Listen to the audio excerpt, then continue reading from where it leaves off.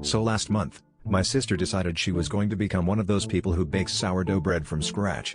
You know, the ones who start talking about wild yeast and hydration ratios at family gatherings while everyone else is just trying to eat their mashed potatoes in peace.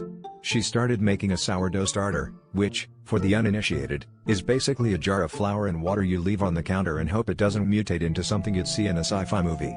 She named it Starter McStarterface, and for a few days, everything seemed normal, just a mild, yeasty aroma wafting through the kitchen. But by week 2, things got weird. The starter had doubled, then tripled, and by day 10, it had outgrown its jar and claimed a mixing bowl. My sister started feeding it more flour every day, and it started to demand space, climbing up the sides of containers in a slow, doughy creep. We joked about it taking over, but when I came downstairs one morning to find it oozing across the countertop, I started to wonder if it was plotting something.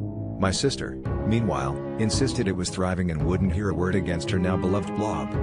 It got to the point where the starter was so lively, it seemed to have developed a will of its own. When my sister left the lid off overnight, we found a sticky trail leading to her laptop, open to government websites. I'm not saying the sourdough starter was sentient, but I did catch my sister filling out a citizenship application on its behalf just in case. Our group chat devolved into a heated debate about whether sourdough starters could vote, and if so, whether this one would run for local office or just campaign for more counter space. Eventually, we had to accept that this starter was a force to be reckoned with.